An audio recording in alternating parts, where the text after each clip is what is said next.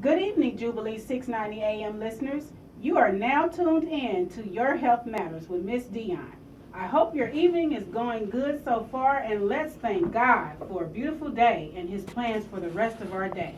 March is National Nutrition Month, and we have a guest speaker today. We have Laka Huyette, Hi. who is a registered dietitian and a personal trainer.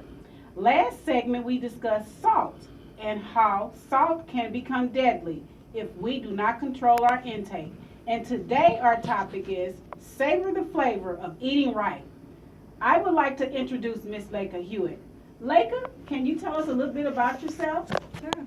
I've been a dietitian for about a little bit over a decade. I went to Mizzou, got my bachelor's there, and a master's from Rutgers. And I really have a great passion for eating healthy and good nutrition. Good, good. Laka, can you tell us what made you want to become a registered dietitian? It's kind of funny, but in fourth grade, my first health class, I learned about how you can prevent diseases. A lot of my family members have high blood pressure, high cholesterol, diabetes, and I learned at a young age you can prevent those things, and I was on the health bandwagon from there. Wonderful, wonderful. You started out at such a young age, and it's very important that we start out at a young age in determining our problems that we have with eating. So our topic is savor the flavor of eating right. You want to tell us a little bit about that, Laka? Yeah. March is National Nutrition Month. Every year, the American Dietetics Association focuses on nutrition every March. Now that everybody's New Year's resolutions have faded away, this is a great opportunity to refocus on nutrition. The theme of the month is savor the flavor of eating right, and there are so many misconceptions about what it means to eat right.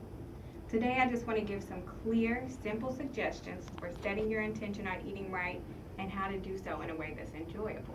Wonderful. All that sounds great. So, what do you feel is one of the biggest reasons why people do not eat right? It's mostly the way that they think about healthy foods. They think about it as bland and no flavor, just unpalatable, boring, tasteless. And then if you couple that with, okay, I have to eat this bland food and now I have to give up all my full fat, full flavor, seasoned, sugary foods, nobody would want to do it. Exactly. Sometimes I don't want to give up on my sweetness, but I know that you have to give it up or give some of it up. So, how can we change that? The first thing you can do, which is probably an unexpected thing for a dietitian to say, is stop eating foods that you don't like. People will eat a bunch of food in the name of health that they don't like, bland food that they just absolutely do not like eating. And then they feel like they're depriving themselves. And on top of that, after they feel deprived, then they eat the things that they shouldn't be eating once they get bored. If you have a lot of resistance and negativity towards what you're eating, it's not going to last. But don't stop there. Once we can't just all eat all the foods we like either. What we have to do is retrain our mindset. Instead of thinking of healthy food as something I have to eat healthy so I can lose weight or lower my blood pressure. My doctor told me I had to do it. Think of healthy foods as something that nourishes your body, that gives you antioxidants and vitamins and minerals that help you to fight cancer, fight heart disease, to keep you healthy and strong, all your body's organisms. You want to think of it as nourishing you, making you better. That's what healthy food is. Instead of thinking about it as something that's, I'm deprived because I have to eat healthy. And another thing to help is to really tie your health goals to things that inspire you. What is your dream? What are your aspirations? Because anything that we want to do in life, a healthy body can help us achieve that. So when you're thinking about whether you should have an apple versus a Twinkie, that apple is going to get you further to meeting your goals, just even your life goals. If you just want to be around longer for your children or your grandchildren, or you want to achieve certain things in work, you have certain aspirations professionally, having a healthier body is going to get you faster than not. So really just trying to tie those healthy goals, those healthy eating goals to your larger dreams and aspirations. And I so much agree with that, because once you set that goal and you can relate to that goal, you're going to achieve that goal. So you have to search within deep to find that goal so that you can achieve your healthy goals. Yes. Really agree with that. What if you do not like the taste of any healthy foods? What should you do? You want to experiment with different ways of preparing food. A lot of times our first experiences with healthy foods or vegetables was in our cafeteria in the lunchroom, and those vegetables were mushy and bland and tasteless. As we mature, our taste buds mature as we get older. So try those things again, but try them in a different way. Roast your vegetables. That maintains a lot of the flavor and the texture of the vegetable. Another example I give is my son. He won't eat steamed broccoli or cauliflower, any type of cooked vegetables like that, but he'll eat it raw. So on our dinner plate, we'll have a cooked meat, a cooked starch, but there'll be a raw vegetable, and that's okay. So if you don't like it cooked, eat it raw. I totally agree with that as well too, because with my carrots, I like my carrots cooked, soft. I'm not too fond of raw carrots, but however, each individual is different, and they have to figure out what they like, and they will most likely eat it more. So how do we get flavor in our foods without using salt? Again, they say variety is the spice of life, and I would say spice is also the spice of life and variety. So experiment with different seasonings. Branch out. Try different seasonings you haven't tried before. Most people will try garlic powder and onion powder, but look at paprika, peppercorn, fresh ground pepper, minced garlic, rosemary, oregano, ginger, cinnamon. A lot of these seasonings are high in antioxidants. So when you're giving up the salt and the sodium, you're adding these seasonings, you're adding even more to your health. So you win both ways. There's been a lot of great studies on the effect of cinnamon on diabetes and how that is beneficial for helping to lower blood sugar for patients who have diabetes. So try sprinkling that on your oatmeal or on your carrots or sweet potatoes. Wonderful. This just makes me so excited when you said that some of those seasonings are antioxidants for our body.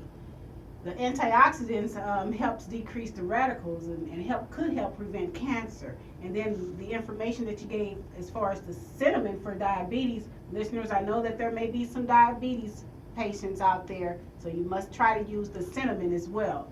So we're going to go to the next question. What foods do you think contribute most to high sodium intake? And then if you could, after you do that, give us a summary of everything that we spoke about today. Sure.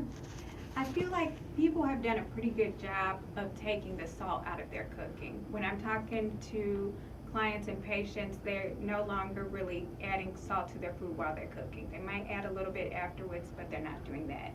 The problem that I see is people are still consuming a lot of processed foods, and those are boxed, canned, frozen foods, prepackaged things like ravioli and rice mixes, things that all you have to do is add a little water to and heat up, or microwave foods. Those things are very quick and easy to eat, but the sodium is astronomical. But the bulk of what we should be eating is just simple, whole ingredient, fresh foods, fresh or frozen, but just one simple ingredient, like your frozen or fresh meats, your frozen or fresh fruits and vegetables, things like that. You really want to make your home a safe haven for healthy foods. And just to kind of summarize what we've talked about today, first, stop eating foods you don't enjoy. Second, change your mindset about what healthy eating is. It's food that nourishes your body.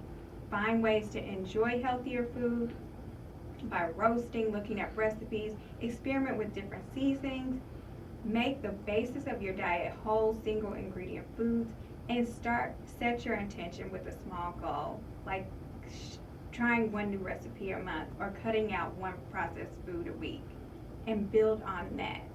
Exactly. All good suggestions. What I'm also hearing is that we need to plan. and not to become victims of ease and quickness. So all your suggestions and your information, I'm sure our listeners will enjoy this and choose right foods and start trying to season their food and choose the right seasonings, that all the suggestions as far as the rosemary, the garlic powder, and what other ones did you give? Garlic powder, and paprika, and cinnamon. All good. So listeners, that concludes our time today. I would like to thank you, Laka, for all the wonderful information you shared with us this evening.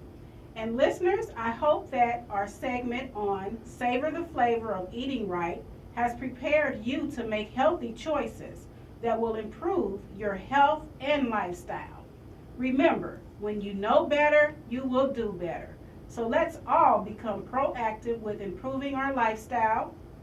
Thanks for listening, and let's have a great evening and a better tomorrow. Good evening.